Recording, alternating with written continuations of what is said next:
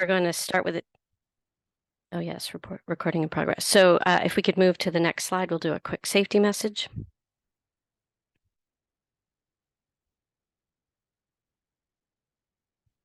Stefan, do you have control over the slides?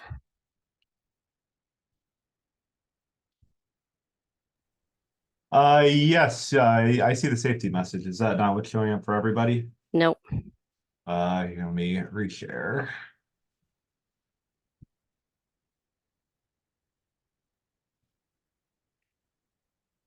There it is. Thank you.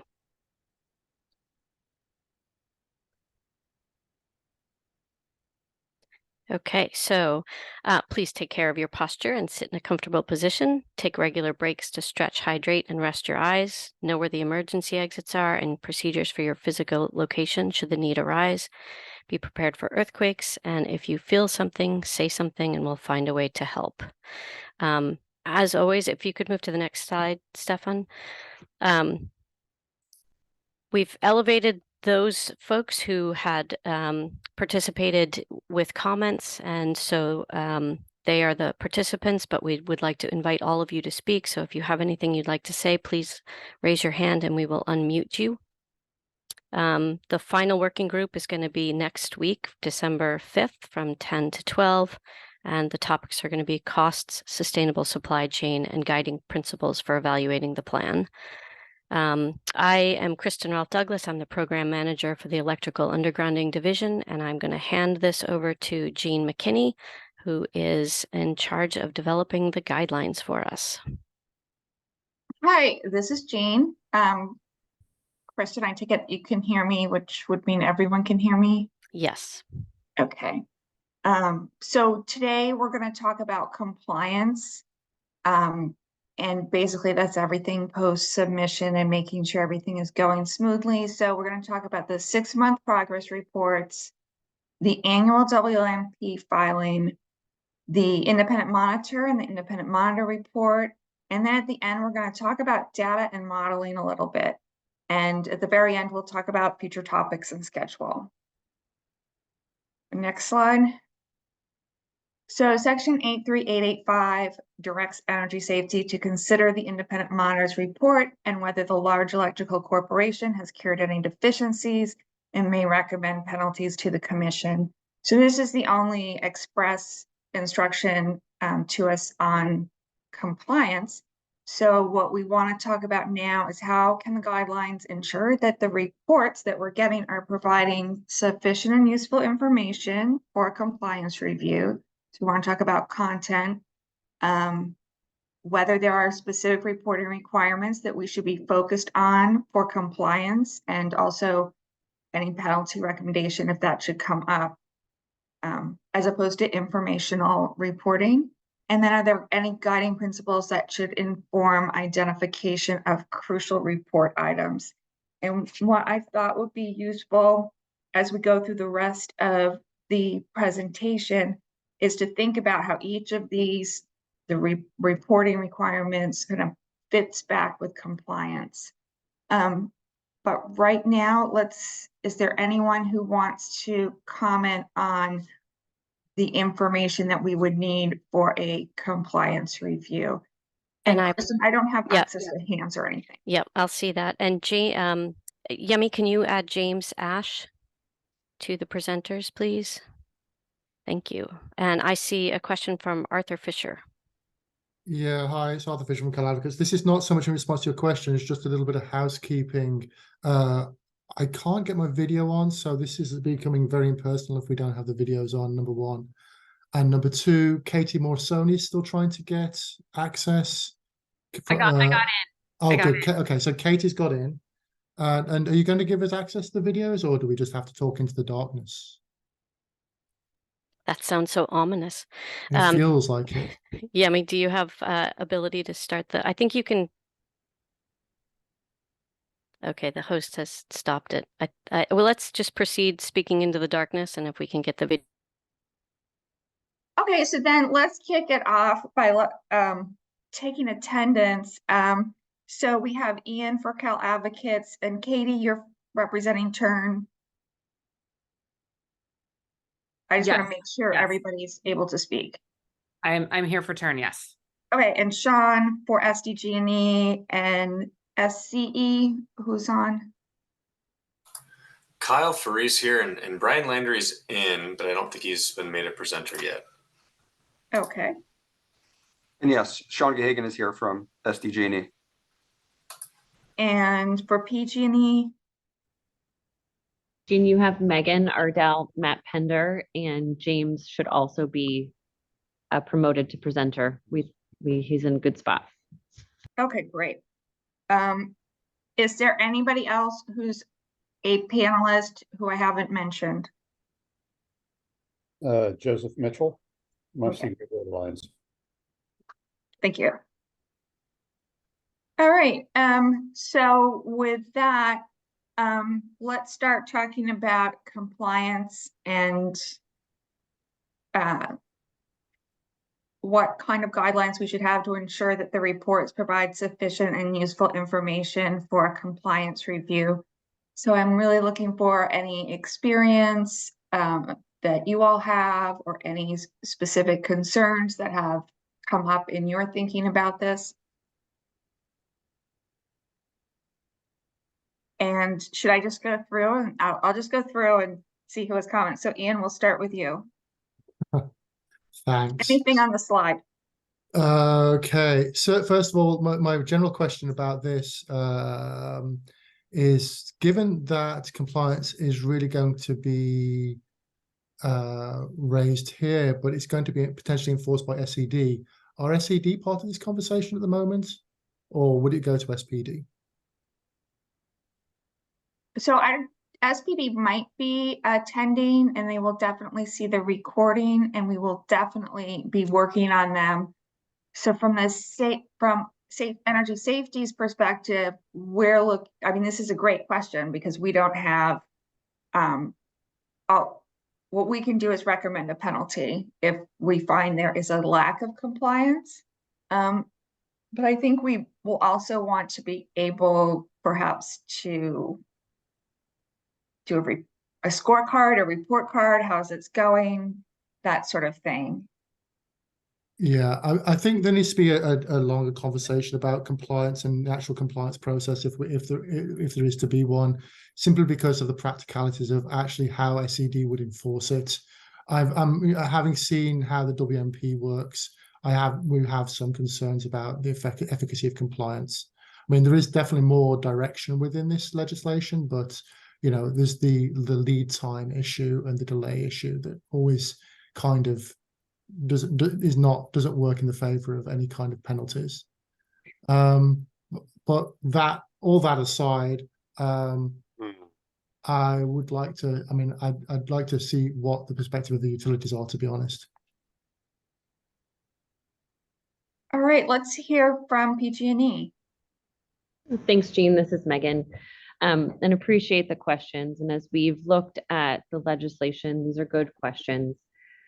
We interpret as we review the statute that energy safety's role is to review and approve the plan submitted by the electric corporation and to supervise the independent monitor who evaluates the IOU's progress towards that plan. It will be important to align on the roles between energy safety and the independent monitor.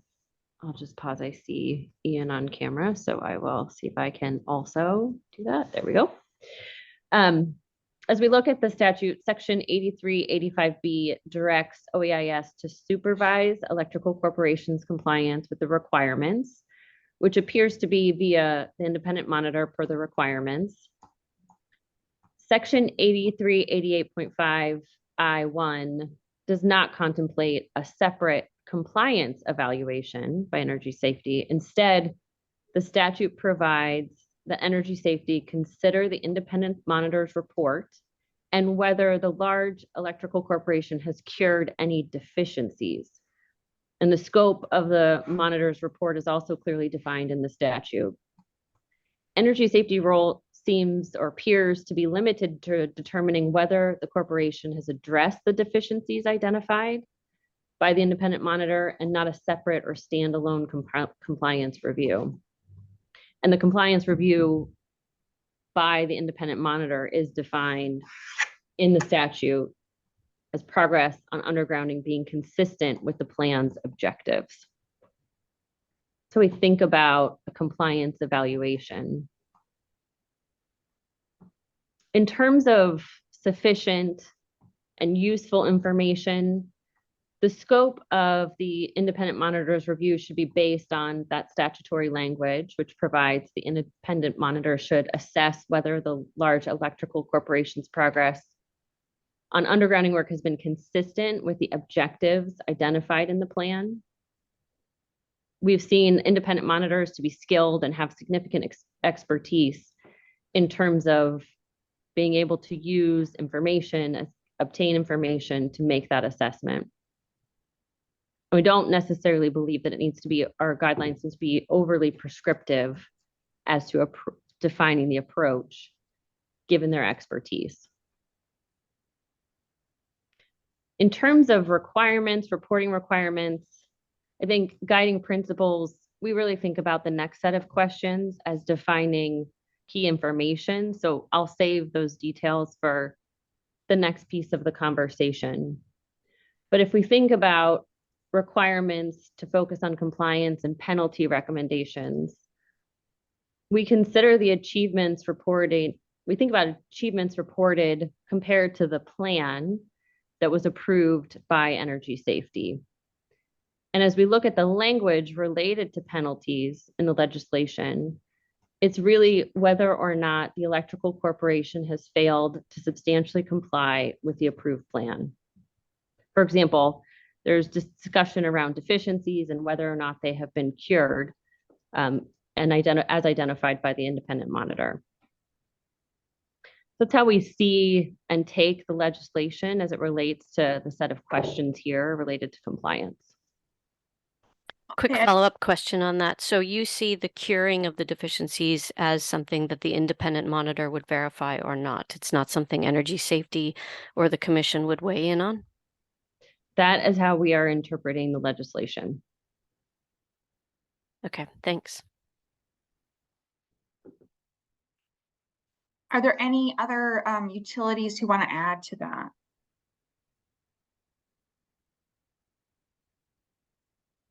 Okay, let's go back to Ian.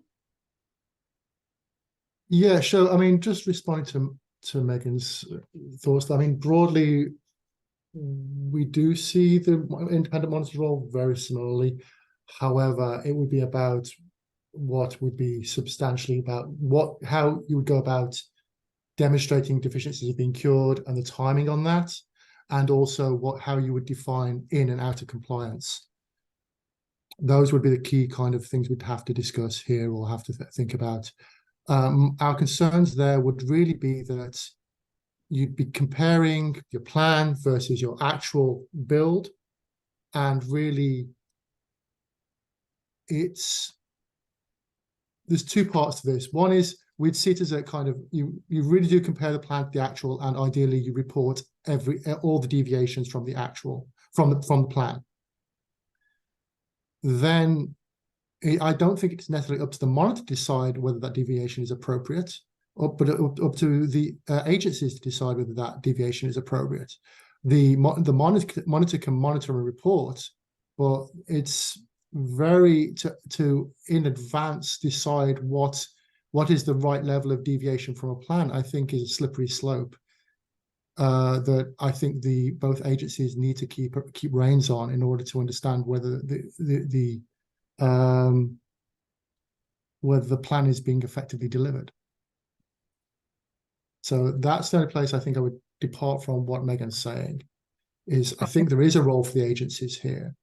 And I think that the monitor should take a zero tolerance approach to any deviation from the plan and just report that out, and then leave it for the agency to decide what to do about it. Okay, thank you. And Katie from Turn. I'm still going through just the list, so.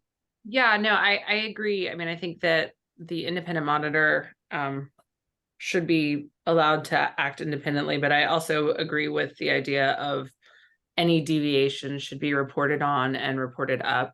I think that, you know, the legislation is clear on the details that are to be provided on the undergrounding plans.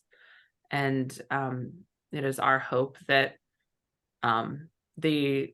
any approval of these plans will be fairly specific in the metrics and projects that are being approved, as you know, consistent with certain cost benefit ratios, with consistent with certain safety goals, with certain timelines, and, you know, cost limitations, and all of that should be included within the compliance and reported on via the independent monitor. Sorry, quick follow-up for that. So just to be sure I heard you correctly, you'd like the independent monitor to act as an auditor on the costs as well? I mean, I think that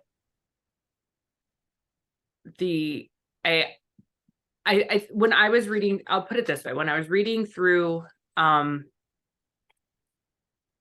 these questions yesterday, I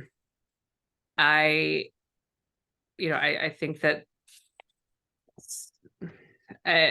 I'm not sure I'm speaking as clearly on each of them right now as I could be, because I think that they all do sort of overlap with one another. But I do think that the independent monitor should be aware of and considering the cost to ensure that the work is being done effectively and at the most competitive cost. Because that is going to be a very important part of the impact of these projects, not only on customers' bills, but on whether they're fulfilling the cost benefit ratios that they were approved based upon.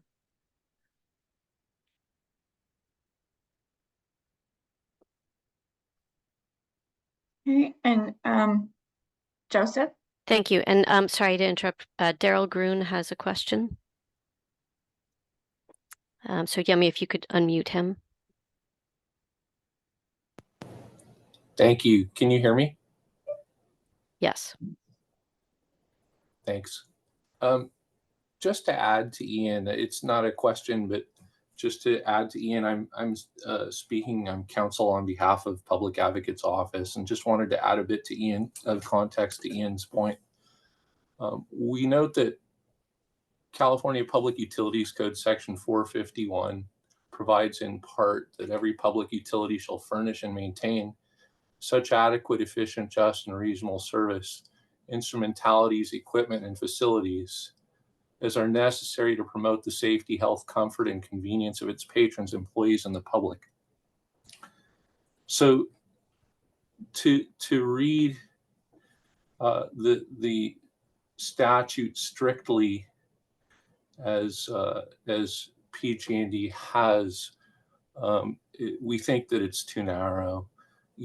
Whether the plan has deficiencies that need to be cured should be read in the context of 451, and in particular, whether the utilities deficiencies are a failure to safely operate its system. And this is why, in particular, we think it's not just a utility issue, but an enforcement issue that should be raised to the agencies as to whether 451 has been followed. Thank you. Thanks, Daryl. And I think Joe Mitchell, you're next. Good morning, Joseph Mitchell, Mussey Grade. My only comment here is that a lot of what we've been talking about, we all understand it, but it is sort of a private language. And I think if you bring in a third-party contractor without context, without providing them fairly rigorous training, or at least a guideline of how the regulators interpret all of these regulations and requirements, they may just do things the way that they think are right, but don't necessarily have real relevance to our situation. So I think that any sort of third-party monitoring needs to make, we need to make sure that they are well trained in this language. Thanks. Is there anyone we missed?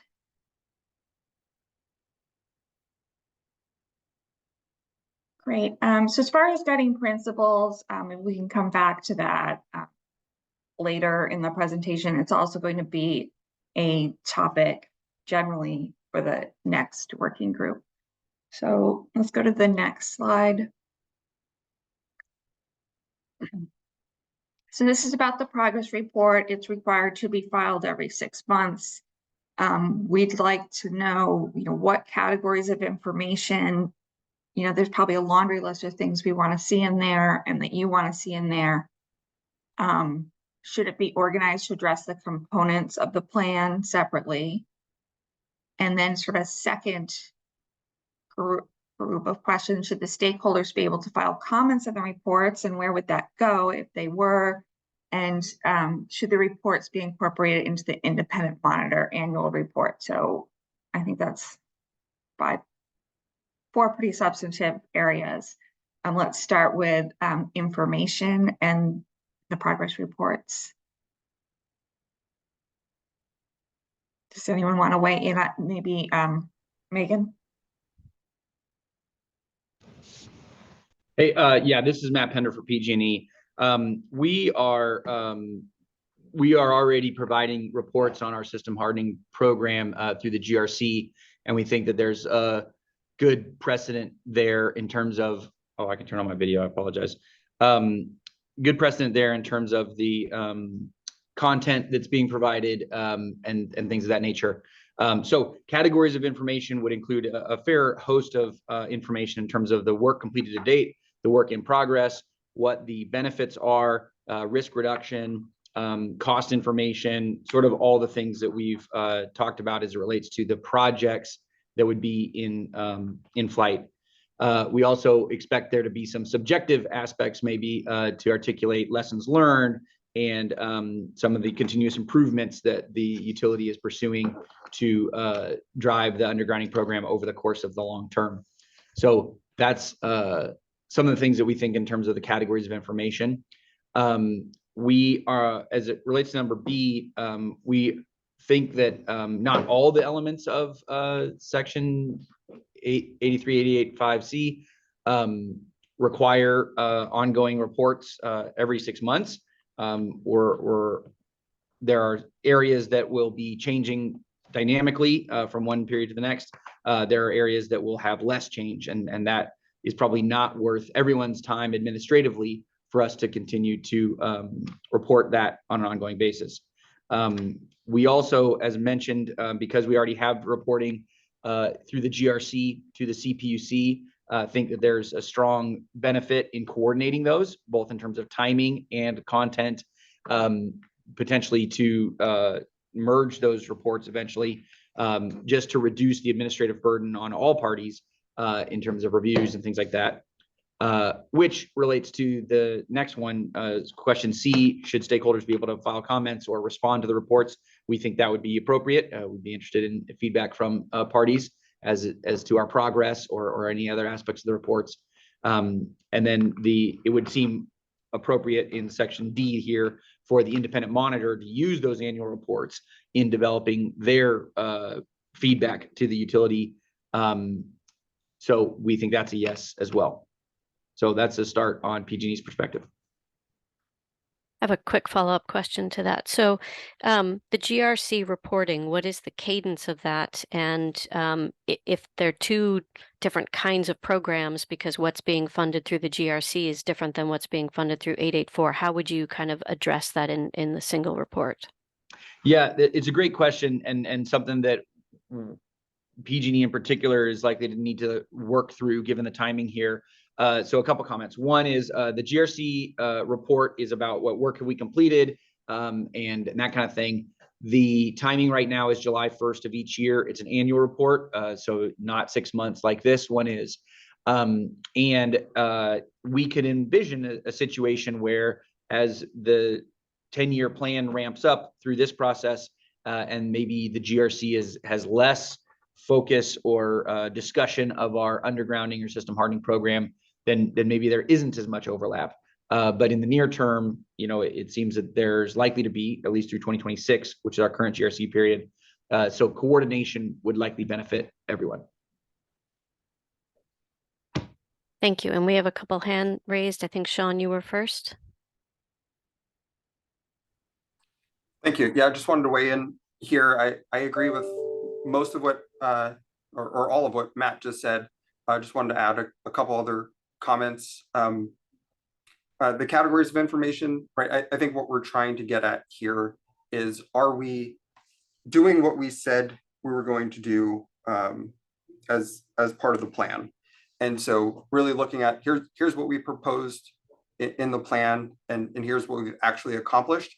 And again, with the space for the ability to explain the deviations, there will be deviations along the way that are outside of the utility's control at times, with weather or permitting or unexpected construction issues. So having that ability, I think, is important. Going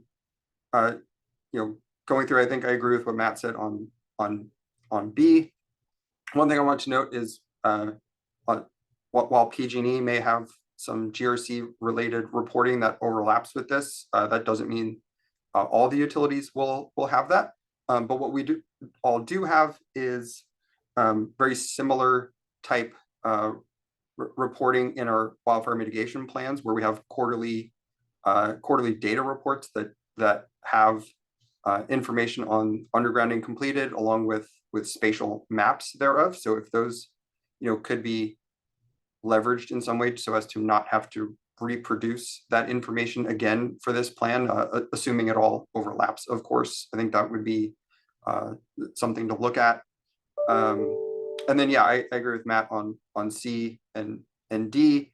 And again, all these reports, should at least be referenced or as an appendix or utilized for the independent monitor to develop their report, because it will be important to have some of the context there of issues we ran into and explanations, and perhaps why we've changed direction on certain things should be a part of the independent monitor's report.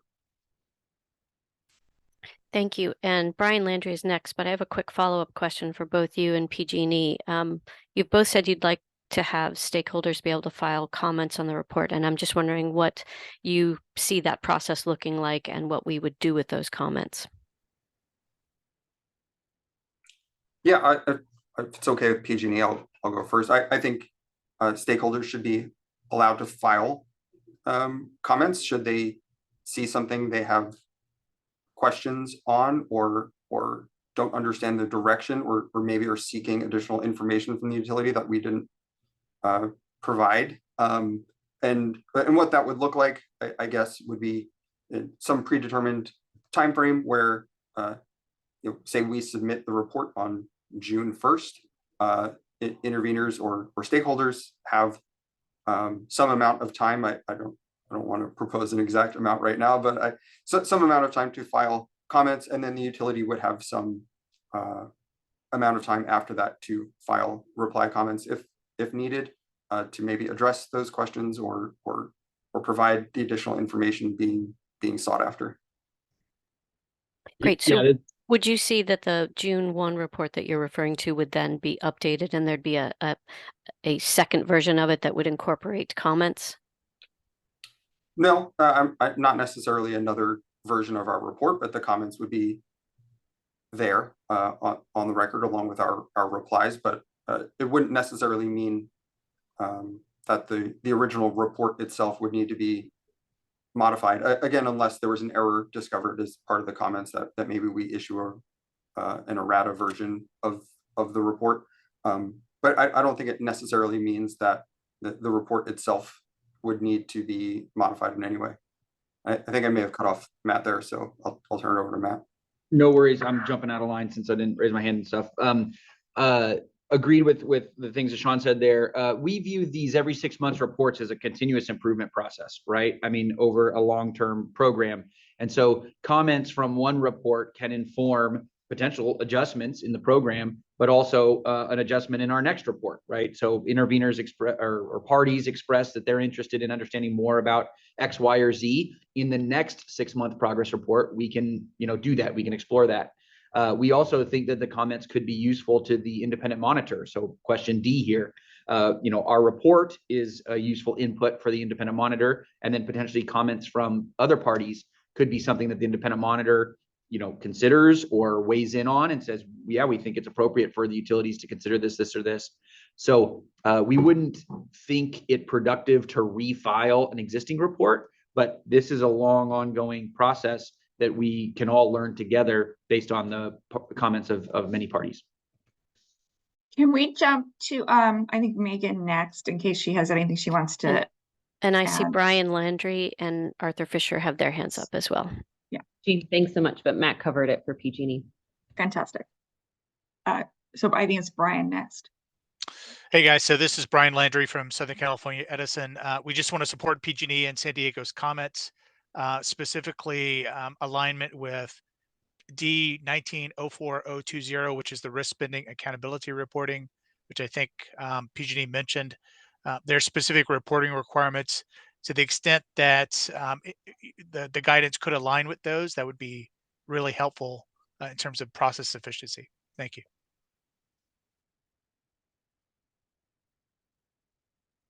And Ian Fisher. Thanks. I'm actually really happy to hear all of what the utilities are saying here, for starters. But I want to think about a couple of structures ways we could potentially use these reports. A lot of what we've discussed is kind of retrospective, talking about reporting on what has been constructed, what has been done, which is great. Reporting any deviation from the actual plan itself and why that deviation may or may not exist. Another section I would actually like to see in the report, I think would be most useful from the report, would be actually looking forward. So you have both a backward-looking report and a forward-looking report on exactly how the utilities would plan to correct any deviation from the plan. So if they're getting behind or they have to swap out plans, how do they plan to get back on target? The plan should consist of both global goals and individual projects. So there'll be a global risk reduction that the plan is going to achieve and the risk reduction that the individual project is going to achieve. You should be able to report on both and be able to report on how you intend to stick to both sets of goals, ideally. So I think I'm thinking about as part of the structure of the report, can you have a forward-looking portion of it to see whether to demonstrate that you know what you've achieved, but to demonstrate how you're going to stick to the plan, I guess, is the way I would describe it. That makes sense. Do you have any additional hands raised? Joseph Mitchell.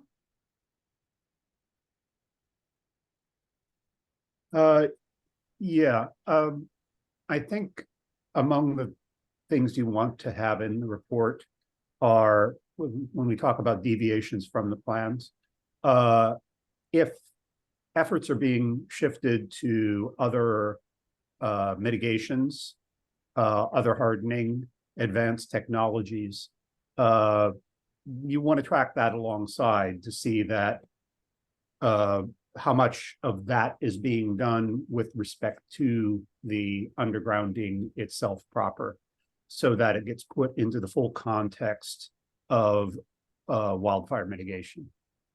That's what I would suggest. Thanks.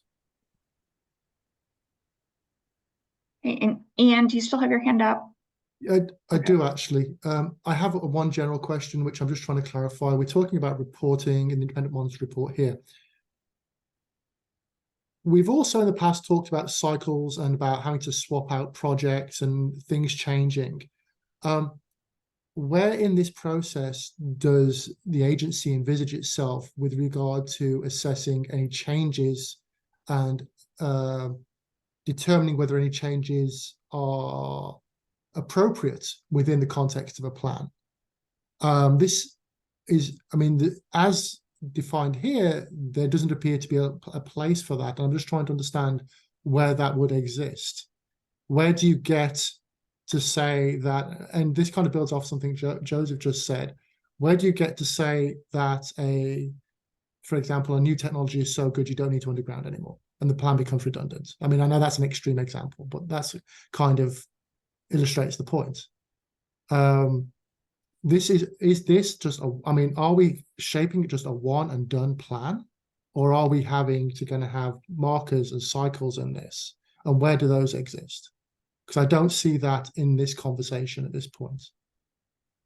So we talked a little about that a couple working groups ago, and so that is we're looking for exactly these kind of comments. If the 6-month progress report seems like a good place to be having a checkpoint or bringing these issues up, we'd like to hear that.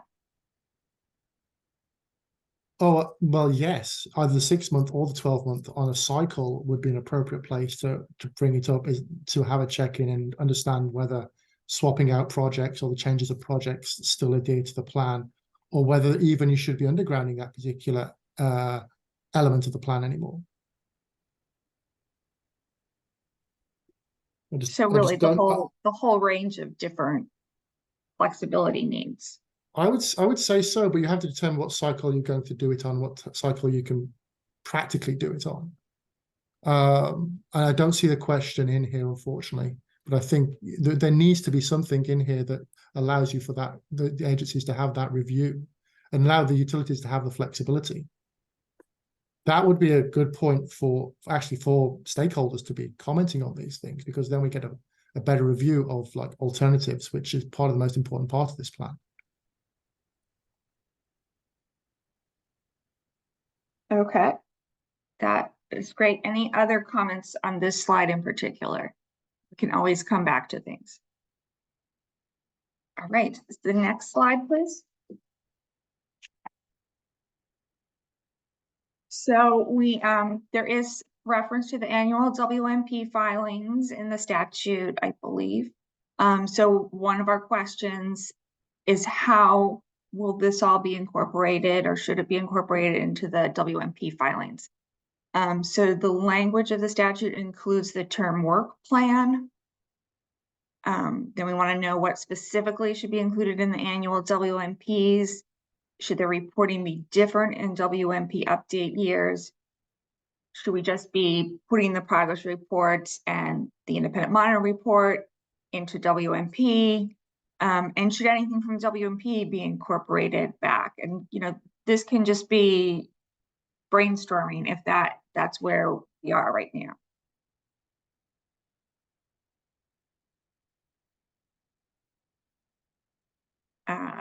Is anyone like to go first, or I'm going to call on somebody? So Megan, you've been really good about taking the lead on a lot of these. I'm gonna let Matt take the lead on this one. Yeah, I'll share. I can get us started. So work plan, has been defined in some environments already for the annual report for the GRC, for example, in terms of that's the list of projects, forward-looking list of projects that we plan to execute. We would be providing that work plan in our 10-year filing. We would anticipate something similar, or an update of that work plan being in our annual reports, or sorry, our every 6 months reports we just talked about on the last questions. So we think that there would be a lot of synergy between the work plan that's being provided in this forum that lists the projects where we're going to do undergrounding or other hardening, maybe overhead hardening would be of interest to the WMP, may or may not be applicable to this proceeding. So we think work plan is relatively well defined as the list of projects being pursued within the scope in question. The WMPs tend to be 3 years, so that might be a 3-year plan. This is a 10-year plan, so that would be a 10-year list, etc. What specifically should be included in the annual WMPs? The WMP is an evolving process. Adjustments have been made every year, improvements have been made, and but in general, we think it would continue to be similar, right? Where we articulate the plans in scope for the WMP period, generally 3 years, something like that. So would the reporting for the 10-year filing be different in WMP years We wouldn't think so, right? Again, there's a lot of synergy between the reporting already in terms of work plans and such. And so we would expect this 10-year process with its every 6-month reports to just keep cranking, and the WMP to reflect some of the same data at that time. So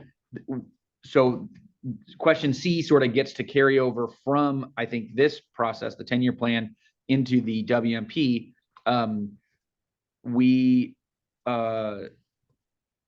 We're open to that. They're covering the same material. So sure, the WMP process would be potentially interested in progress reports like the every 6-month reports and the independent monitor report from last year. To our previous conversation, they're all opportunities for us to continue to refine and improve and communicate exactly what we're doing. And then vice versa, if there's anything that comes out of the WMP that is helpful for continuous improvement of our undergrounding plan, that could feed into our progress reports in this proceeding. So those are PG&E's thoughts. I see SCE has their hand up. Yeah, Brian. Hey guys, so this is Brian from Edison. Just a couple of comments on this. Given that there are significant, sometimes super significant requirements to improve or change our risk models in major event years, meaning every triennial cycle, it may be prudent to assume those are benchmark years, and the reporting requirements could be different in update years. You could have a lighter touch, if you will, only include significant or non-significant changes based on the recent guidance that was just provided by OEIS for the update year. So in other words, it would be a lighter touch in update years, and we would have to show, whether to the extent risk models have changed. Agree with PG&E that work plan's pretty well defined. It would be the work that would happen within that WMP cycle itself. Thank you.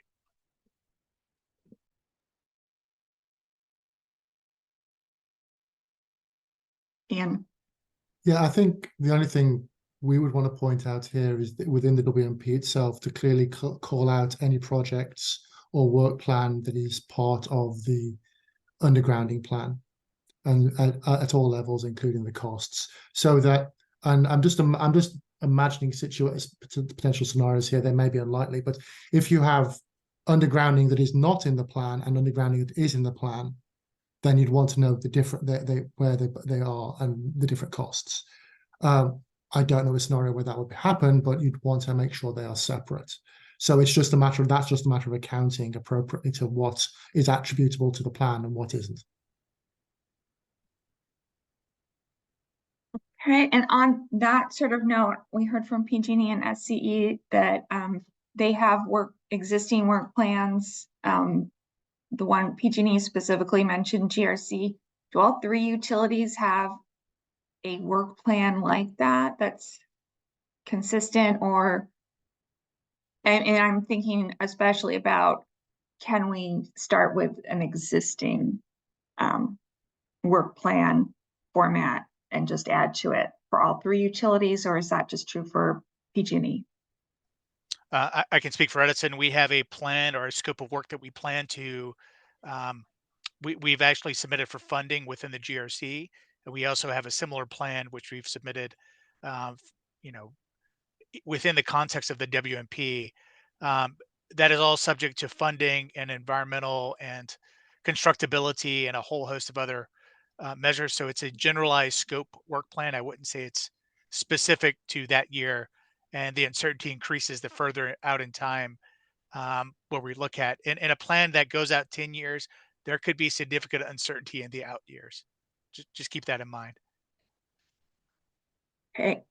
And a follow-up question to that, how do you, we didn't hear from SDG&E yet, but why don't we hear from SDG&E next? And then I do have a follow-up question.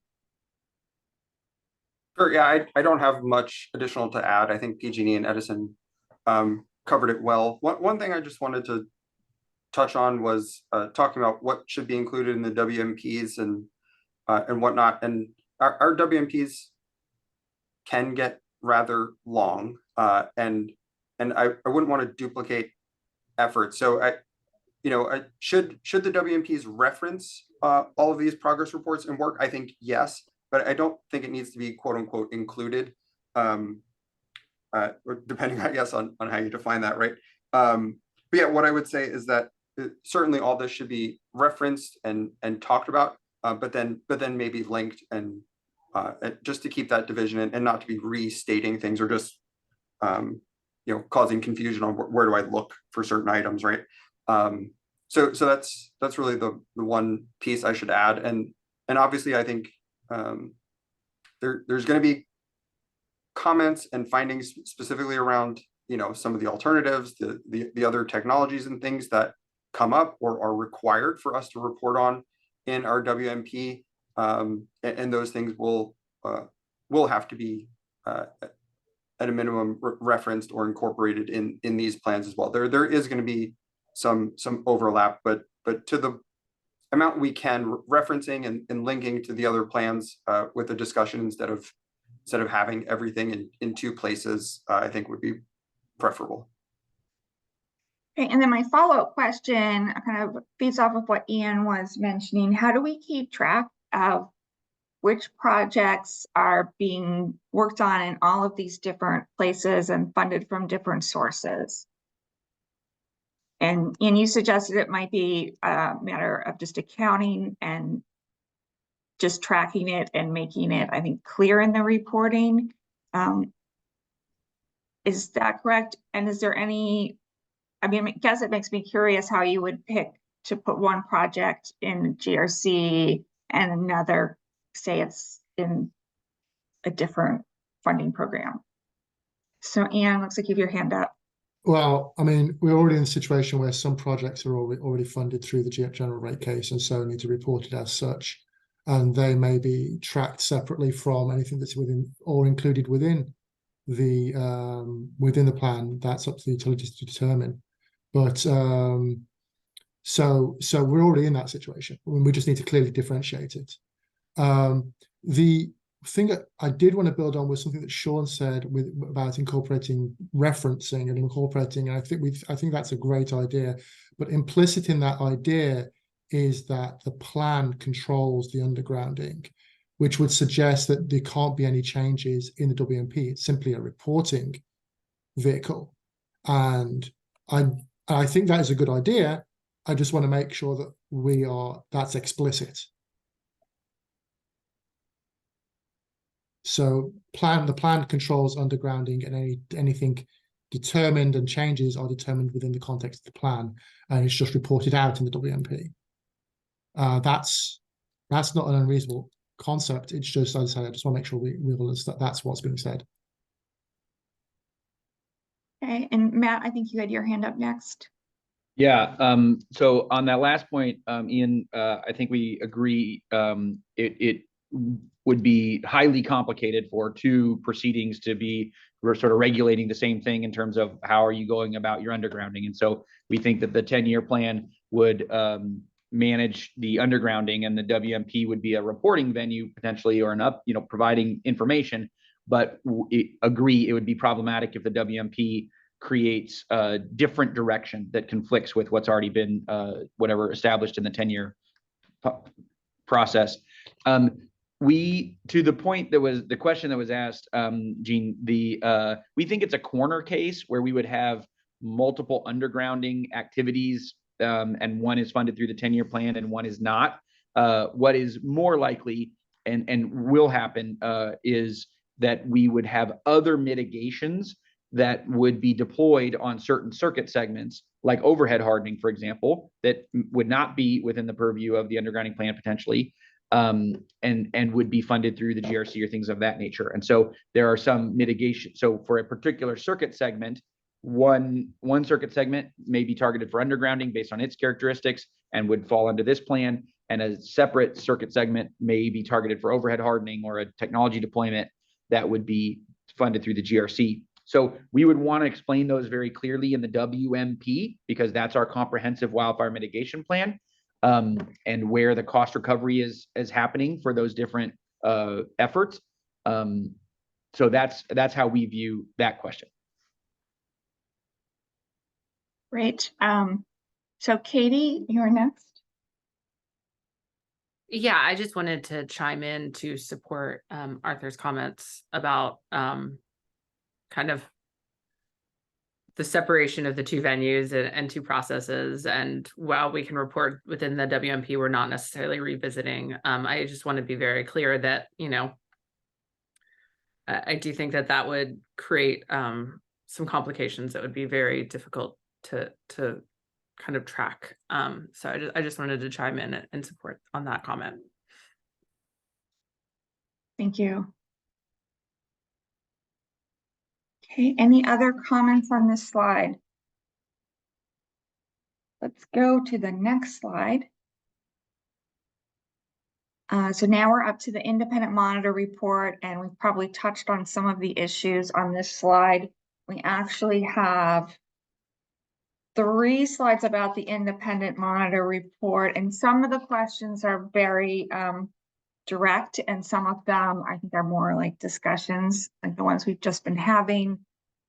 Why don't we actually skip ahead and we'll come back to this slide. Let's go to the slide 10. Because I think this is the easiest one. And start with D. The independent monitor report is due on or before December 1st of each year. Should we consider setting a date earlier in the year? And should we match it up with other events? So, and I think the answer is going to be yes, but what other events?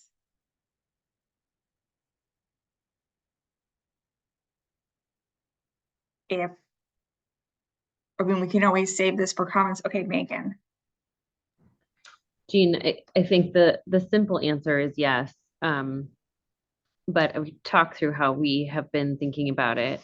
We've talked about this a bit already, so I won't belabor the why, but I'll talk about the deadlines that are already in place and based on the requirements of the legislation, how we are thinking about it or recommend that we think about timing. In terms of the biannual reports, we're suggesting they be due April 1st and October 1st, which will give us as utilities 3 months to prepare the report on the previous 6 months. And the independent monitors report could then be issued at the same time as that second progress report, October 1st, that would account for the annual progress reported through April 1st. This would also give the utilities time to then take and incorporate that feedback into their next progress report the following April. That's how we've been thinking about aligning and tying to other events or reporting. Okay, that sounds good. Does any of the stakeholders have different thoughts on this? Or different additional considerations? Okay, no. So we can, let's go back then, because I thought this would be an easy one. Go back to the first slide. So this talks about how the independent monitor is directed to review and assess the large electrical corporation for compliance with the plan and assess whether progress on undergrounding work has been consistent with the objectives of the plan. So I think this first bullet, I think we might have talked about earlier, whether each component in 8388.5 should be addressed separately in the independent monitor plan. And I think for the 6-month progress reports, the feeling was it's not all of the elements of 8388.5C actually would merit an update that frequently. Any different thoughts for if it's the independent monitor report?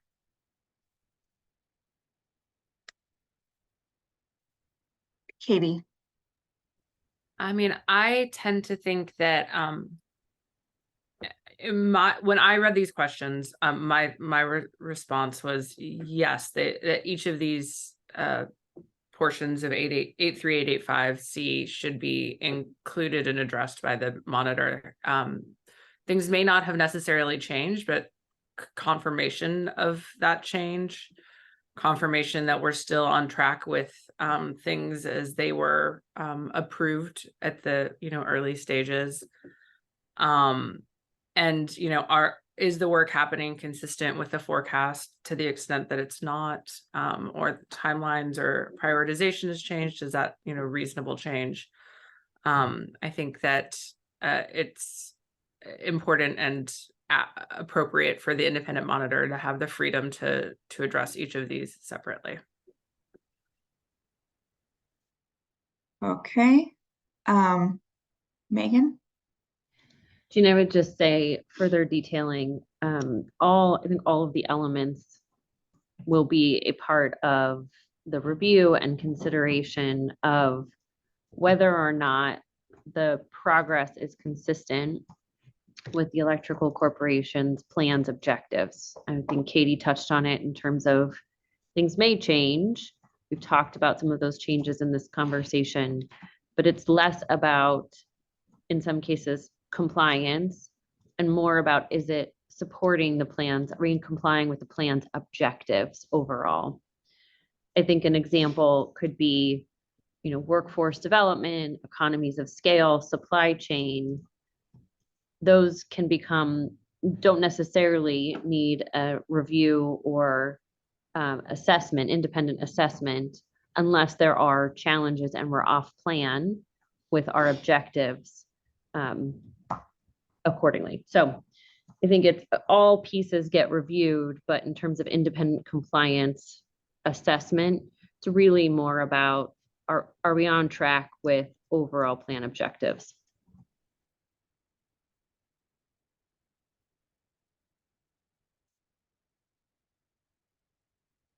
Okay, anyone want to add to that? And I think that kind of covers the second bullet as well, with what does compliance with its plan mean? And Megan, you're saying it's the overall objectives. Should the independent monitor report on costs and related information? And the reason we've asked this is, we're going to be setting guidelines around the independent monitor report. Energy safety is not responsible for the cost recovery issues, but the PUC is. Seems like it would be helpful to have those in the independent monitor report on an ongoing basis, but we wanted to hear what stakeholders thought. So Katie? Yeah, I kind of spoke to this before. I think, yes, even if energy safety is not approving based on cost, I think the cost, as I noted, is a very key element, whether the CBRs are demonstrating that this is the most effective mitigation in a given location, or whether an alternative is a better choice. And it's really important to understand whether the forecast costs are bearing out what was originally approved, or if they are not, perhaps whether additional consideration is needed. And I think that that's an important role for the independent monitor to be playing. And it's not just about the approval of the cost, is how do these costs reflect and impact our decision making as to the best approach to mitigate risk in any given location, given the potential mitigation effectiveness and also the impact on ratepayers' bottom lines. Thank you. Great. And Ian? Yeah, just to add to what Katie said, of course, cost containment is an integral part of the legislation, and so really should be reported on as part of everything else, along with risk reduction and reliability. So we'd expect to see the whole package. Okay. And does anyone want to add to that? Okay, well, let's go on to the next question. Should the independent monitor report on the electrical corporation's efforts to leverage federal, state, and other non-ratepayer funds? And this comes from the legislation. We wanted to get thoughts on whether the IM report is the place to be tracking these. Megan? Gina, can I for a second just go back to the prior conversation? Yes. As I was considering the comments, I certainly understand them. But I also consider the guidelines that the commission is putting is also developing, and just the clarity of roles between, earlier I mentioned roles between the independent monitor, energy safety, but I would also add from a CPUC perspective as it relates to costs, cost targets, CBRs, et cetera. So just consideration for the overlapping guidelines and where are the roles. Thank you. Anyone have thoughts on reporting on federal, state, and other non-ratepayer funds? Okay. Oh, I do. Okay, Sorry. Katie. Sorry, I didn't raise I just pulled a like second grader trying to participate in class instead. I do think that this would be a important I think this would be a very helpful and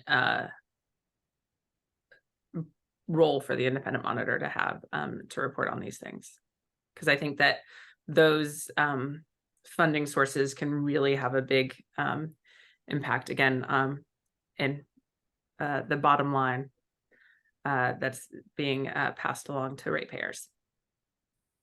Quick Yeah.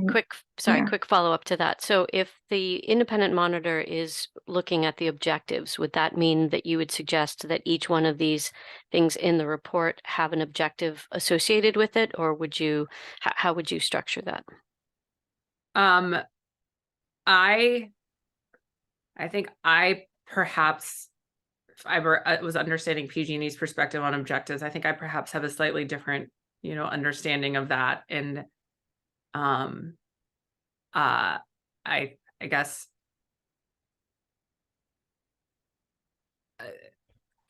I think one of the objectives that I understand from the legislation is that is something that the utilities should be pursuing and doing. And so that, with the objective being reducing the overall cost passed along to ratepayers. If that wasn't the most concise response to your question, please rephrase it and I'll try again. No, I think I understand. Could you talk a little bit more about how you see the difference of compliance with its plan and consistent with objectives identified in its plan? I mean, I think I'm not sure that I view them as maybe I'm contradicting myself already. I'm not sure. I'm not sure that I see the two as so different. I think for me, I think compliance is about meeting the timeline set out. It is about meeting and demonstrating that you're getting the risk reduction and hitting the CBRs, which also includes doing work for the amount that was forecasted. So are you meeting the forecast amounts, and are you I think that's that. And I think then, compliance also, I don't have the, let me see if I can pull out the language. I don't have it directly in front of me, but I think that also would include whether they are, going after the, money that is available elsewhere. And I'm going to take one more look at the language to try and get myself back into where my brain was yesterday, and I will raise my hand if I have additional comments. Okay, that would be great. And Megan, can you just respond to what Katie has said? I'd like to hear your thoughts on that. Thank you. And it did look like, yeah, Megan dropped off during part of that. Sorry, or Matt. Okay. All right, I apologize. I lost connection during that conversation, partly why we were having audio problems there. Would it be possible to, I apologize to ask for this, but to have a brief recap of the question? Sure. So as I think I understood what Katie was saying, I was asking whether or not she saw a difference between the phrase compliance with its plan and consistent with the objectives identified in its plan. Are those two separate things? Are those one thing? Does that mean in one interpretation that only objectives are looked at, objectives that are specifically called out, or is it everything that is in the plan that the utility is held compliant to? Thank you, Kristen. I appreciate that. We really look at it as a collective assessment of all the elements in our ability to meet the objectives of the plan. We have talked about several pieces today where elements may change as we administer and deliver on the plan. Regardless of that, are we meeting the objectives of the plan? So we are focused on objectives. Can I ask a follow-up question on that? So would approval of the plans identify the objectives that would be met, or that future review of the plans would be meeting?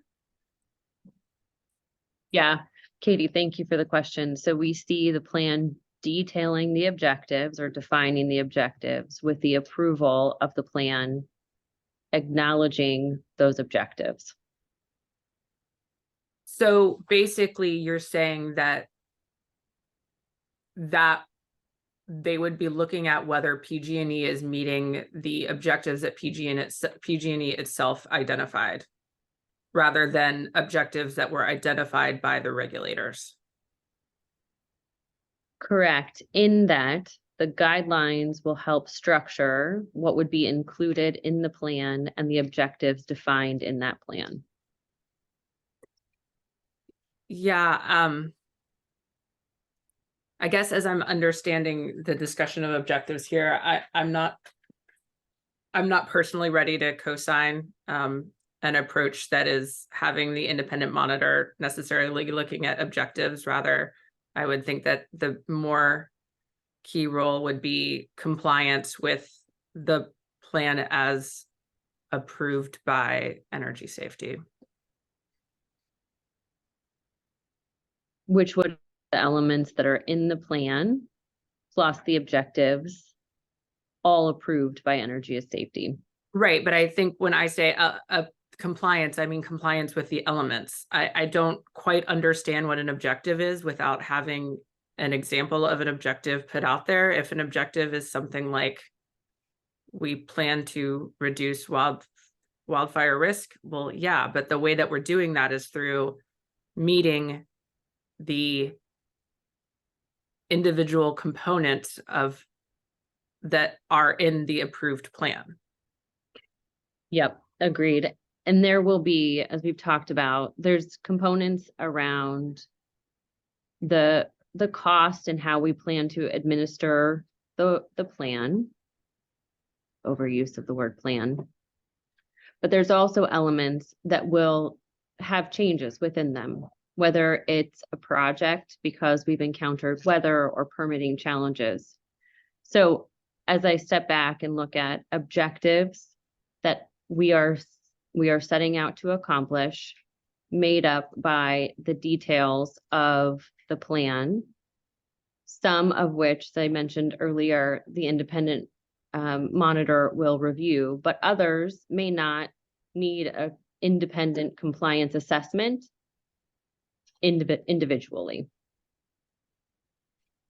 And I think if we go to the next slide, there's some questions that are pretty on point for this discussion. Okay, and Ian, you were next. Actually, this is good timing. This can speak to both this. I want to speak to both this conversation and this slide, I think. Objective is such a malleable word. We can set, there are two distinct scales to this plan. There's the plan and then there's the project. You can set your objectives as to be to deliver these 100 projects you have identified in the plan. That is an objective.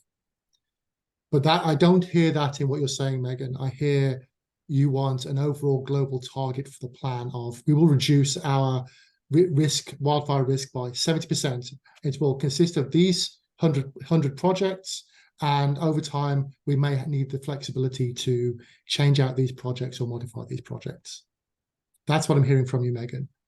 I think we all, from the collaborative perspective, we understand that, but we think there needs to be more scrutiny on that change out of projects than just, okay, you meet the 70%, that's great.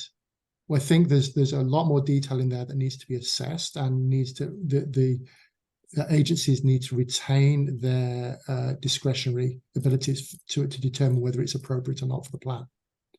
And that kind of speaks to B in front of me here. How would you define the independent monitor define failure? I would ask the independent monitor to define failure as anything that deviates from the plan as posted and as permitted by the agencies. So if that involves swapping out a project or changing the location of a project or increasing the size, reducing it, then that's a deviation from the plan and a failure to the plan. And then it falls back to the agencies to determine whether that is a true failure that needs an action by an agency or not. That's how we would interpret it. I agree with him. I think that was very well put. I certainly think that the degree of flexibility that is being suggested or sought by the utilities, I think is not the path forward that we think is best. It should be, there should be more clear and required elements for any changes to the plan, including substitution of projects or changes in prioritization of projects.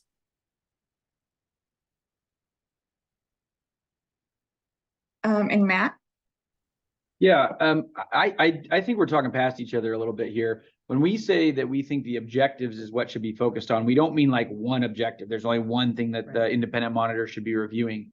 We think that there should be a defined list of objectives that are critical to delivering the plan. That is what the independent monitor should be reviewing.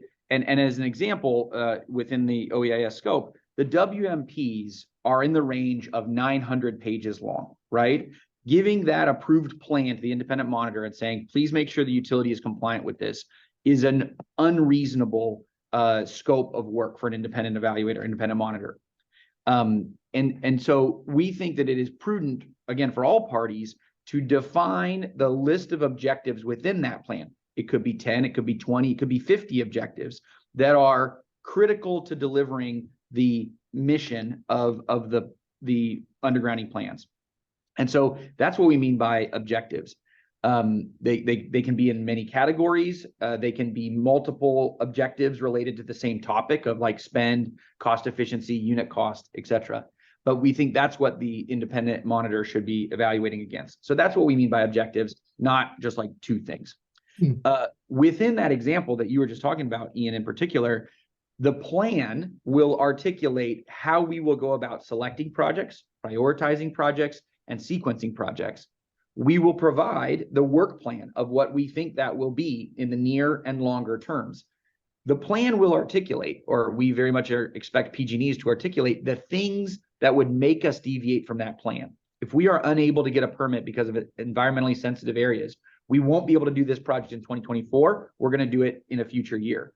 And so that deviation from the initially listed project plan, because of reasons that were articulated in our written plan, we would not view as a failure, a shortcoming, or a meaningful delay. That is the plan being executed as it was articulated in our filing, and then presumably as it was approved. So I do think there is something to be had on this slide about what's a failure, a delay, or a shortcoming as it relates to individual projects not going exactly as anticipated when we filed the plan. But to clarify the initial point, we think that within what is probably going to be a very lengthy document, the objectives that are critical to success should be defined, and that presumably would be approved as part of the approval, and that's what the independent monitor should be focused on. Can I actually respond to that? Matt, that's interesting. So what I'm hearing here is there's an actual cadence to this. There's an annual cadence to the report. there is the ability then to set the scope of work for the independent monitor at the beginning of that cycle. So you can say what your work plan is to the monitor at the beginning of that cycle, and then the monitor can then determine whether you've delivered to that work plan.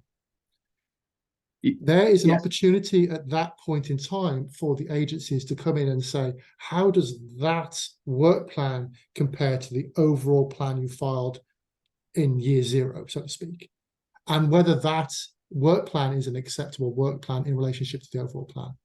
That's what I'm hearing. So I'll go ahead and respond. Sorry if I'm going out of order. That sounds reasonable to us as well. I do think that we should think about whose role it is to do that check on if the updated work plan complies with the initial plan that the utilities put forth, right? I think that the way I read the statute, the independent monitor can execute that themselves. As we discussed earlier, and other utilities attested to, all these are well-qualified people that tend to know what they're looking at. So we would update our work plan in our biannual filings to say, hey, this is what we think we're going to be doing over the next 12 months. These are how we selected the projects. The way we selected the projects, the way we prioritize them, complies with our initial plan, which complies with the legislation that initiated all of this. And the independent monitor would be able to say, yep, we looked at PG&E's 2024 plan as filed on April 1st, 2024 as one of their biannual reports. And they executed, within the bounds of that work plan, and that work plan complies with the prioritization and selection methodology that they outlined in their approved 10-year plan. That's the kind of thing we would expect. Okay, so I'm going to just jump back in. Okay, I hear some agreement about the cycle and about what the cycle and how this would happen. I think we just basically have a general disagreement about whether that's the monitor's role or the agency's role. Okay. And I have a quick follow-up question to Matt. Where is the objective in that work plan? Is the work plan itself an objective? Are there objectives within the work plan? We would anticipate defining in the filed plan, which then gets approved. Here are the objectives. Here are the things that are worth monitoring against. And one of those would be that the utility has a prioritization methodology and they're following it, right? And so one of the things the independent monitor could review is the work plan that they've presented complies with the prioritization methodology that was approved in their work plan. So that could be an objective. There's a prioritization methodology and they're following it. Another could be, more nuts and bolts, that they had a mileage target and they executed against it, a risk reduction target and they executed against it, a unit cost target and they met it, those kind of things.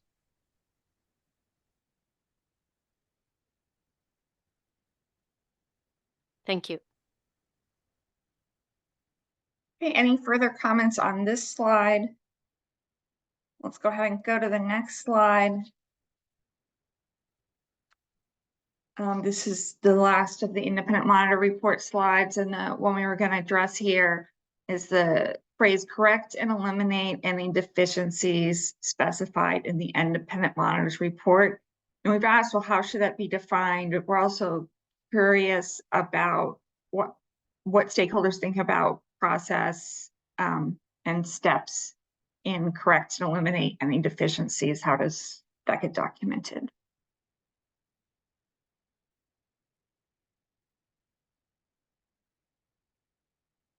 Sean? Yeah, I just think the timing there with the 180 days aligns with basically the next 6-month progress report.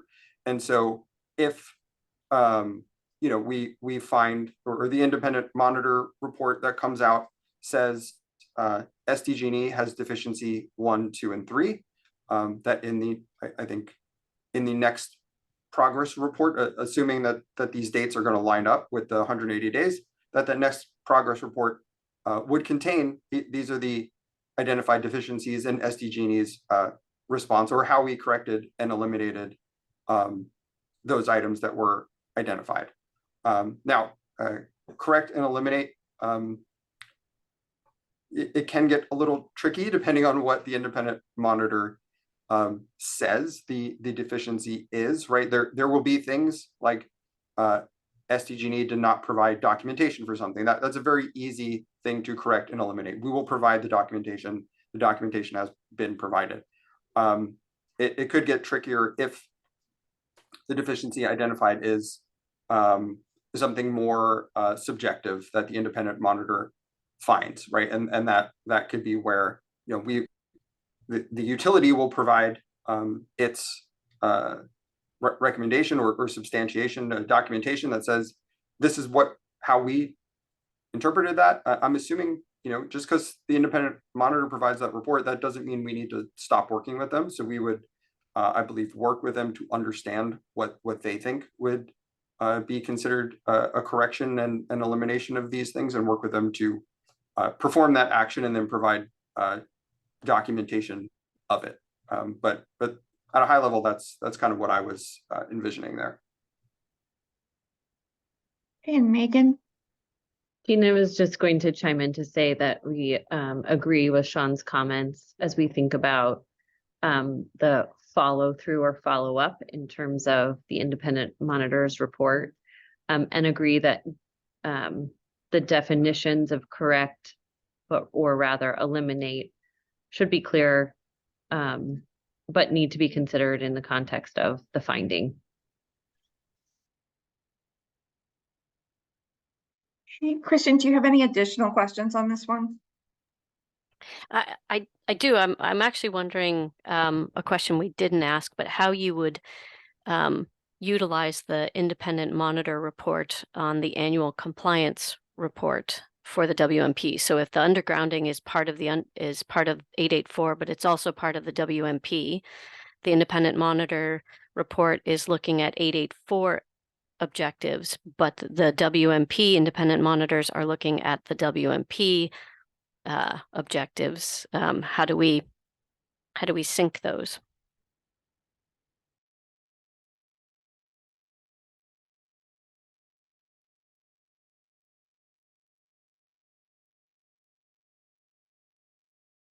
And again, we did not put that question here, so if you guys want some time to consider that, and we can pick that up next week, but just something to think about, I think.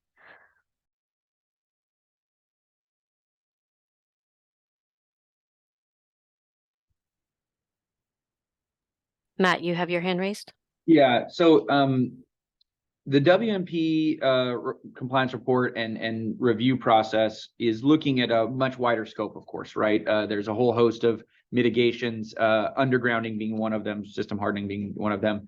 And so reacting more than, you know, having spent a lot of time thinking about your question, think that the independent monitor report on undergrounding as part of this proceeding would go in much more detail on this program, on the undergrounding effort and the objectives contained in our plans, the way we have gone about prioritizing and selecting the projects and all those other things we've been talking about. And so I see the relationship between these two reports, but I'm not sure I see a synergy, as it were. The WMP process is validating that we met the objectives in the WMP, which undergrounding is really just one of many. And this independent report is looking deeper into the undergrounding program and providing feedback and potentially insights into how we can enhance this program. So yeah, that's my initial reaction, is that they are in the same ocean, but potentially you know, looking in different areas.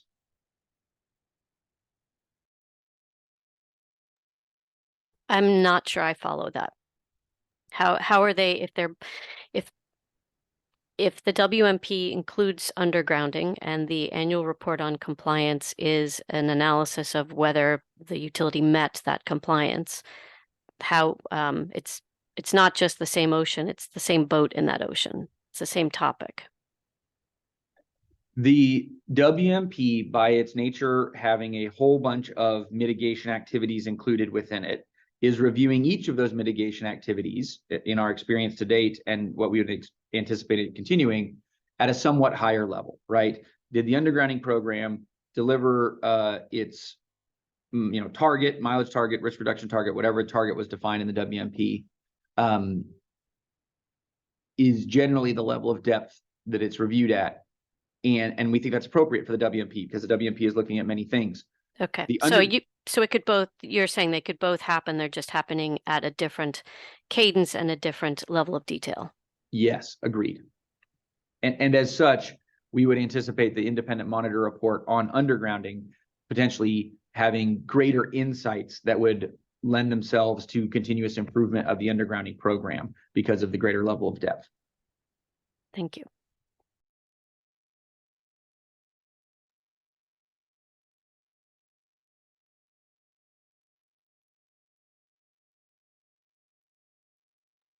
Sean, did you have an additional comment?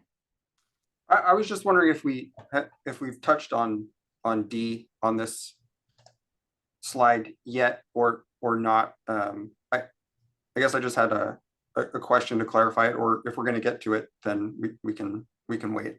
So we did talk about this earlier. PG&E laid out what they were thinking of in terms of dates.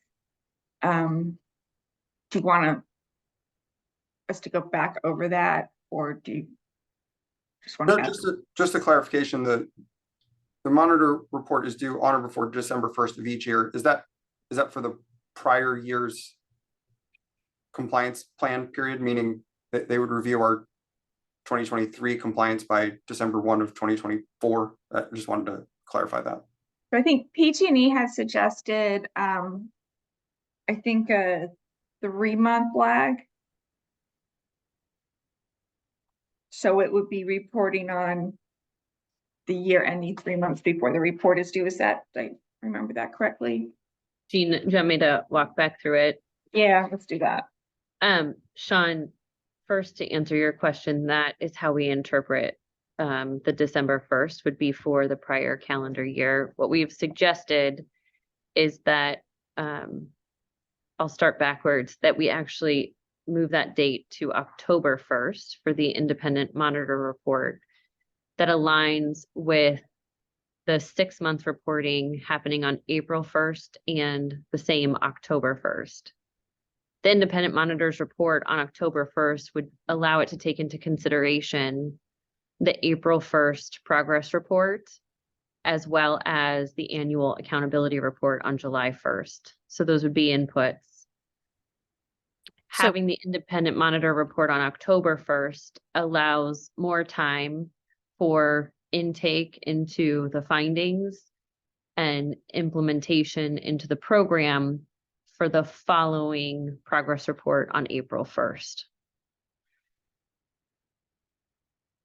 So if it's an annual report, what do you, in your proposal, where is the start of the year and where is the end of the year? April 1st, right? But if April 1 is the 6-month report and it's reporting both backwards and forwards, which is, I think, one of the proposals. So when, how do we establish what's the kind of start of the annual? So we think about it, because that April 1st report is a look back of the 2 last quarters of the calendar year. We would look at that as the setting the calendar, because we've also talked about that we would include some look ahead, right? In terms of the continuous improvement as well as the look ahead to the plan. So in this construct, Kristen, I think we would suggest April 1st.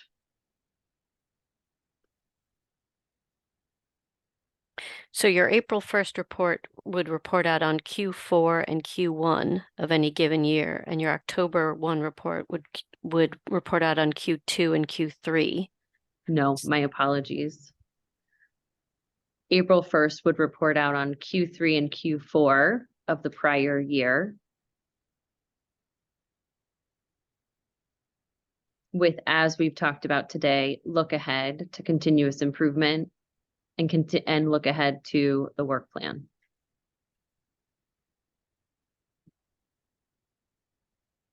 Okay, thanks. Mhm. Ian? I just wanted to clarify something. This might just end up confusing things, but I'm just trying to follow along. So let's just go back to the reporting out on October 1st.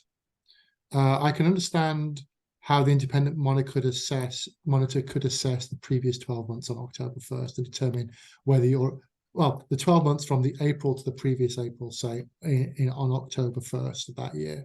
That gives you the 6 months lead time for corrections.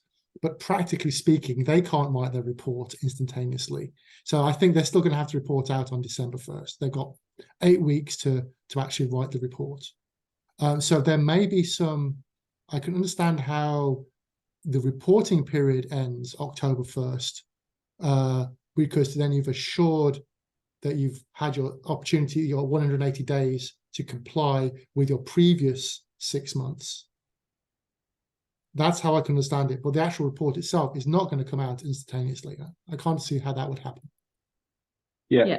And I don't think we were thinking that it would be instantaneous, that it would be a publication on October 1st with inputs from the April 1st, the previous April 1st progress report plus the July 1st annual report.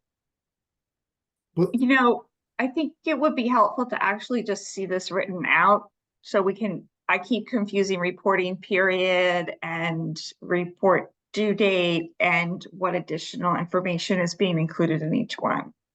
yeah, And Megan, We it will- sounds like you've thought this through Yeah, pretty clearly. PG&E can absolutely do that and let folks react to it. Let me try to simplify for the calendar year 2023. PG&E's biannual report would come out on April 1st, 2024. So it would summarize what happened in the previous calendar year on April 1st, 2024. The independent monitor would have 6 months from that day to take that report, whatever other information they'd like to digest, whatever field audits they'd like to do, et cetera, to produce their report on PG&E's 2023 performance on October 1st, 2024. So that would be the annual independent monitor cycle.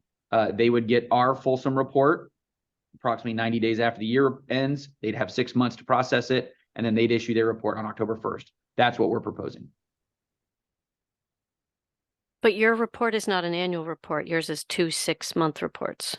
That's fair. I think that given a cycle like this and the fact that the independent monitor appears to be set up to do an annual report, it would be reasonable to think of that April 1st report as somewhat larger, summarizing the previous calendar year, and then the October 1st report in our cycle time, capturing the first half of a year. So that's a half yearly report as well. So, or that makes sense. So the 2023 would have an October report that would be a 6-month report, and then you'd have then you're proposing an annual report in April of the whole year. Okay. Okay. Matt, can I just ask one question just to help me understand this? What would be the maximum lag in that proposed reporting cycle between your deviance from the plan and the report out from the independent monitor? Yeah, great question. So, so just to be clear, the utilities would be reporting 90 days or 1 quarter after their performance has closed, right? So our April 1st report would cover Q3 and Q4 of the prior calendar year. The independent monitors report would be on a 9-month lag or a 3-quarter lag from the period of time in question. So on October 1st, the independent monitor might report, we find in 2023 that the utility wasn't doing XYZ correctly. So that's 9 months after the year closed that report would come out. So that's 9 months after the year and potentially 12 months after the event. So that's 20 months, a 20-month lag on a potential event.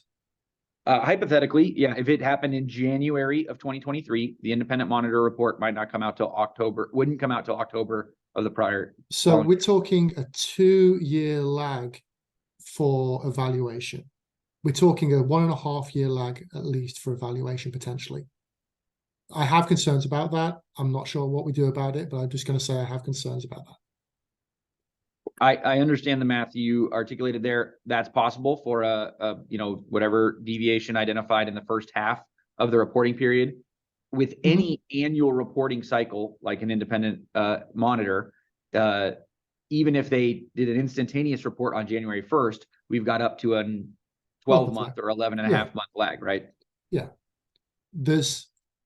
Okay, so then there's a question. I mean, we have a 6-month cycle in here, and my question would be, how is the monitor monitoring over the 6-month each 6-month cycle? And this may not be for now to discuss this, but I can envisage a monitor actually being monitoring on a 6-month cycle, and you shorten that lag substantially. I know it says you only have to report out on 12 months, but that doesn't mean you have to monitor on that cycle. So I'm gonna say, let's get a write-up from PG&E with the timeline and then have further discussion and at a later date. And let's get, or perhaps in written comments, to the next slide, which is the data slide. All right, so we are just starting to talk internally about what data do we need? How would we go about getting that data? How do we think about modeling? So we have Stefan, who is our new dedicated data analyst for this project, and he's sort of thought through these categories. And Stefan, I don't know if you want to sort of take the lead of walking people through this. Our goal Sure. here, yeah. Okay. And our goal here is really just to, are we missing something? Are we asking for something that's impossible? So Stefan. Yeah, so our basic goals are to have the electrical companies not just kind of only show their work, but also explain their work, especially with regards to these metrics on risk reduction and on reliability, since these are kind of the key data points by which the plans will be evaluated and by which projects within the plans should be selected. So we know it's unlikely that we'll have access to all of the models in their either trained or completed forms. So what we're really looking for is appropriate documentation, both of the reliability of the models in terms of mathematical soundness and their validity in terms of how they reflect the real world. So I see we already have questions going out. I only have one general question of direction here. Most of the modeling here, we talk about the risk modeling that's already established within the utilities, which have some pedigree and process to them already. I just want to make sure that we're not intending to build. I'm assuming this is the case. I just want to make sure we're not intending to build a parallel process or a parallel set of models here, because undergrounding is just one of many potential mitigations, and they all should be made on the basis of the same models. So this should be co-aligned with everything that's gone along in the WMPs previously. So are we looking to do anything different? How is this going to interact there? So we are going to try to align with WMP. I'm personally not that familiar with WMP, and Stefan is also new here. So we want to leverage what exists, but this is, and so if the answer is the WMP already has this and we should follow the WMP, then that's the answer. I do think there are some questions here that, don't require changing the model, but may require additional information about that is not part of the WMP. Does that help? I mean, we don't want to create a second process that's entirely new and different, but we may be needing slightly different information here. I think it's better for the utilities to answer this, but I've seen all this type of data already come out and explanations come out for the WMP models, the models that are used to make the WMP decisions. And so there may be some nuance to this, but I think a lot of this already exists.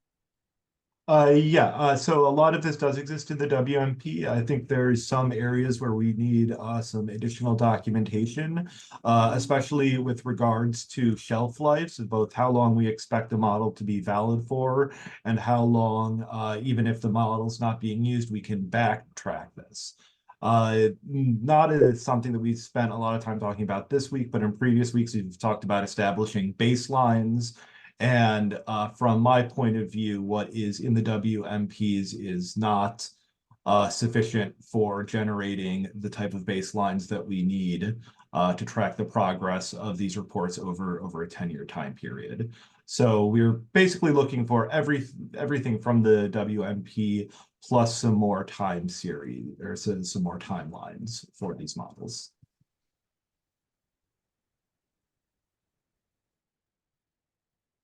So why don't we hear from the utilities? I see Brian Landry and James Ash both have their hands up. Hey guys, thanks everyone. So I think this goes to my earlier comment. Just as Ian said, there's an amount of information. I'm not going to go into the many sleepless nights I've had developing that information for Edison. But what I could say is that every WMP cycle, every 3 years, provides an opportunity for us to provide major updates consistent with OEIS requirements for additional modeling or modifications to the modeling. So I'd want to have stakeholders be mindful of that we should not have additional requirements just for this purpose because it may be counterproductive. The other point I would make is that there are other issues that are still open in the risk-informed decision-making proceeding in terms of just in general how to model and what is prudent to model in terms of risk. And I'm not just talking about the particular attributes, but it goes to risk tolerance, it goes to risk scaling, it goes to risk attitude that are still being unpacked in that decision-making process. As far as shelf life, again, I think every 3 years is sufficient. We're always going to have new information, new data sets, new requirements that are going to constantly need to be refreshed.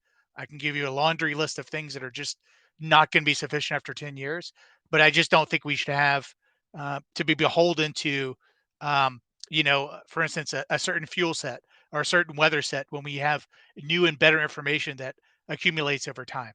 So I can go into this into much more detail, but I would just not ask that we don't have any additional information until proper review of the existing material we provided has been done. Thank you.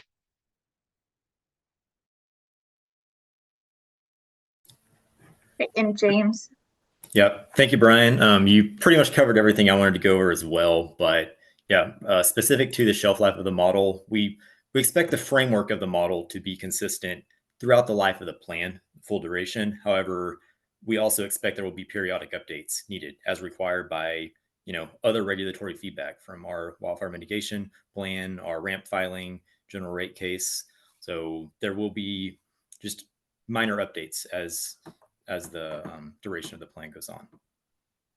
Okay, So- and Jean, we after you ask your question, we've got Jenny Reed as an attendee. Fantastic. Unmute. Thanks. All right, so let's just go to Jenny then. Yemi, if you could unmute Jenny Reed. And Jenny is also in our data group at Energy Safety. I believe you are unmuted.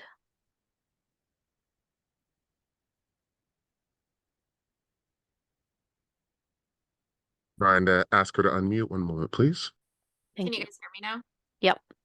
Okay. Thank you, Yemi. I had to rejoin with different permissions. Thanks.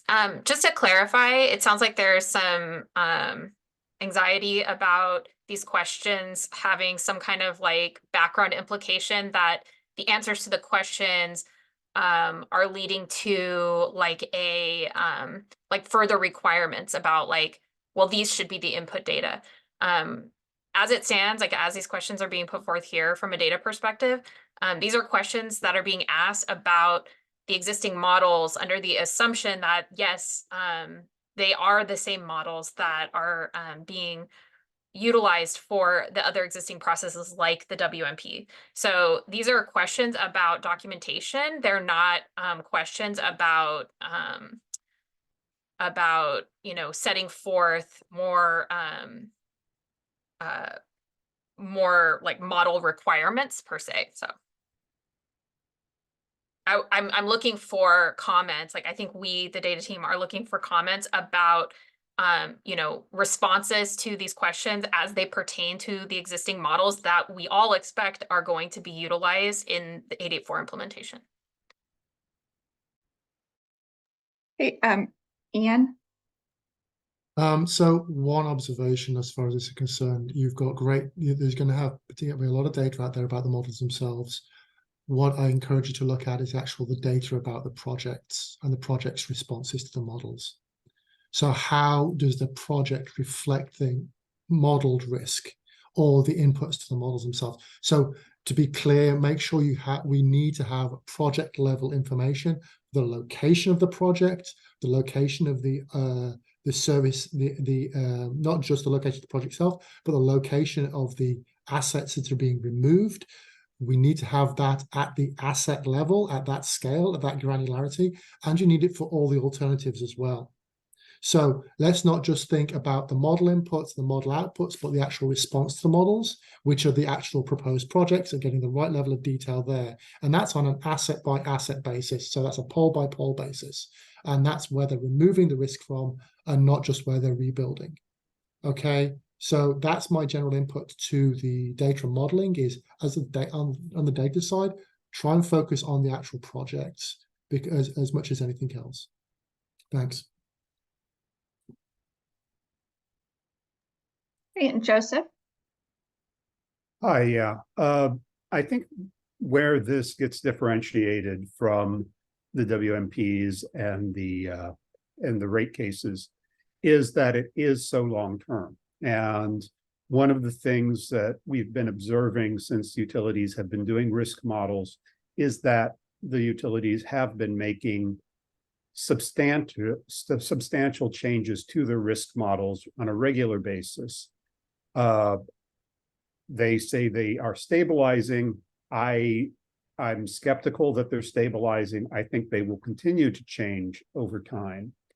And as a result, what seemed to be a really good plan at one point in the timeline might be suboptimal at another point in the timeline. So I think one thing that the OEIS should track is just make sure that we keep all of our historical models functional so that we get a good comparison of where we were, where we are, and where we're going as it relates to the model changes so that we're not completely renormalizing our baseline every time a new model comes out.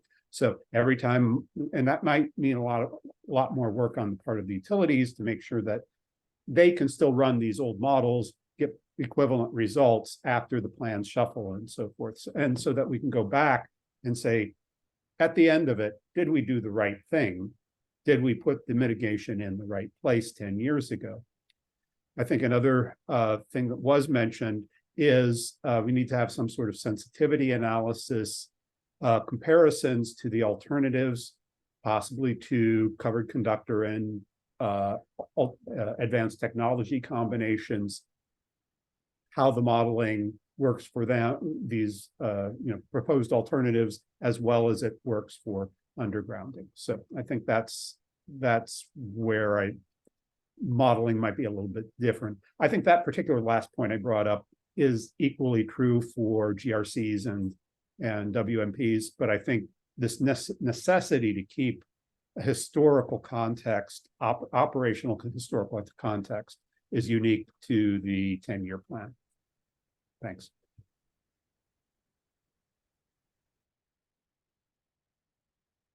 Jenny or Stefan, do you have follow-up questions?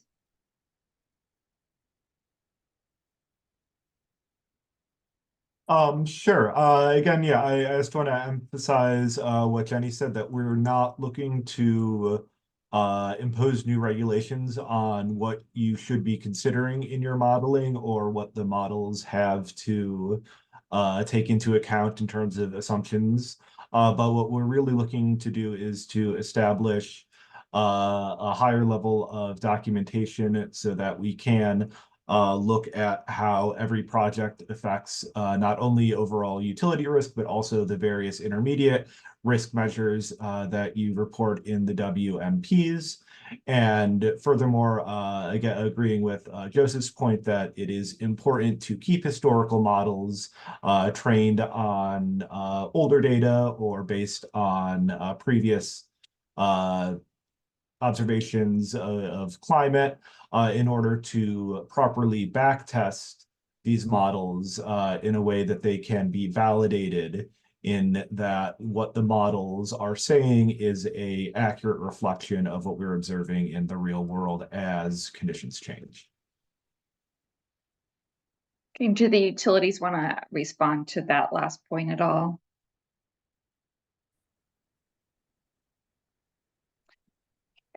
All right, well, let's go to the next slide. So we're wrapping up. We will take additional public comment right after this. And additional questions. Before we do that, I wanted to note, so the next working group, we should have questions coming out either today or tomorrow. We're going to be focusing on costs, and we basically are looking at all the references to cost in the statute, and we want to know what they mean for us. And also on the supply chain question, which is in C6. And also we want parties to start thinking about guiding principles, and we'll talk about those a little next week, and also probably finalize the final round of comments after this. So are there any questions on that? No, okay, let's go back. Is there any additional public comment? Are there any additional questions about today's discussion? And are there any questions about housekeeping items like e-filing? Hey, Jean. Yeah. Can you hear me? Sorry, I was trying to respond like a minute ago, but I could not unmute or chat. I'm like, so are we, maybe I missed it, but you know, those are modeling questions there that were put forth. Is that something that the utilities are now taking back and going to bring back to a future meeting? So we don't have a future meeting scheduled on data, so I'm not quite sure how the process is going to go. But yes, the idea is for the utilities to be thinking about that, this being our approach to those questions. And if there's anything they've already, since they've had these questions for a week now, anything they want to raise now would be a good time. Yeah, so like on its face, you know, like our feedback here, it sounds like the like limited discussion that took place is that confirming these questions are about the existing models. They are not questions intended to impose new requirements. So given that information, we would be looking for the utilities to come back and speak to, you know, providing that information within that clarified context. Otherwise, really, like right now with what just took place, it's basically no comment. That's what we're taking this as right now.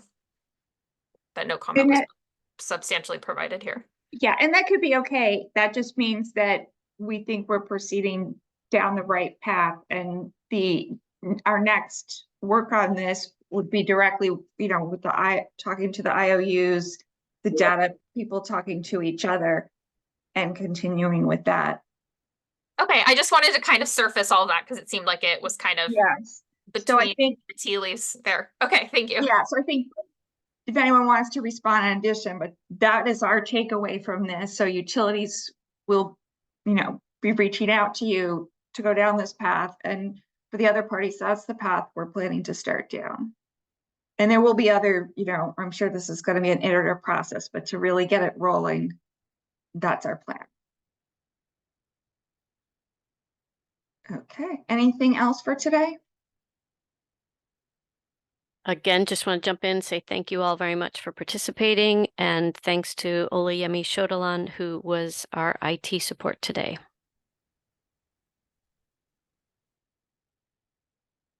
All right, thanks everybody. See you next Tuesday. Thank you. Well, take care all.